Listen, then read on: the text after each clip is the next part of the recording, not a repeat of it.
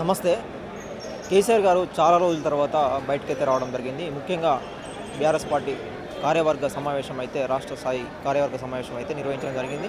రాష్ట్ర స్థాయి నాయకులతో కావచ్చు, ఎమ్మెల్యేలతో కావచ్చు, ఎమ్మెల్సీలతో కావచ్చు, ఎంపీలతో కావచ్చు, ఎక్స్ఎమ్మెల్సీ, ఎక్స్ ఎమ్మెల్యే, ఎక్స్ మినిస్టర్స్తో కావచ్చు, వీళ్ళందరితోటి రాష్ట్ర జిల్లా నాయకులతో కావచ్చు, వీళ్ళందరితో సమన్వయ కమిటీ కార్యాచరణ, భవిష్యత్తు కార్యాచరణ కావచ్చు, వీటన్నిటితోని అయితే భవిష్యత్ కార్యాచరణ మీద మీటింగ్ అయితే ఏర్పాటు చేసుకోవడం జరిగింది. బీఆర్ఎస్ శ్రేణుల్లో కూడా చాలా ఉత్సాహం కూడా కనిపిస్తూ ఉన్నది.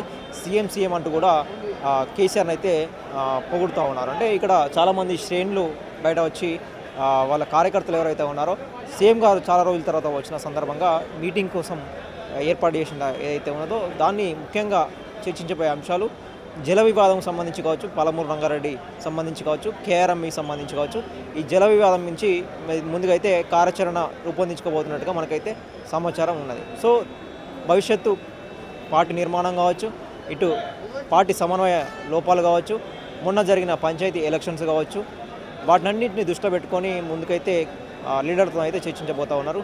ముఖ్యంగా రాబోయే స్థానిక సంస్థల ఎన్నికలు కావచ్చు, ఎంపీటీసీ, జెడ్పీటీసీ ఎన్నికల్లో గెలుపు లక్ష్యంగా పార్టీ కార్యకర్తలకు అయితే దిశానిర్దేశం అయితే చేయబోతూ ఉన్నారట.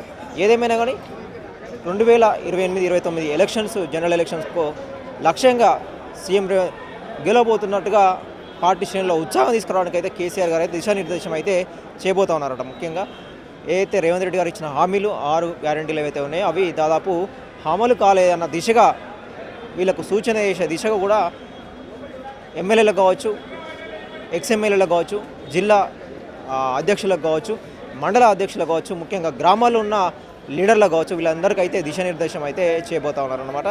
సో ముఖ్యంగా జల వివాదం కావచ్చు, పాలమూరు రంగారెడ్డికి సంబంధించి, కేఆర్ఎంకి సంబంధించి నిధుల వాటా కావచ్చు, టీఎంసీలకు సంబంధించి వివాదం సంబంధించి అంటే తక్కువ ఎందుకు ఒప్పుకున్నారని చెప్పేసి ఇట్లాంటి వివాదాలు కావచ్చు, వీటన్నిటి మీద కూడా ముఖ్యంగా చర్చ జరగబోతూ ఉన్నది.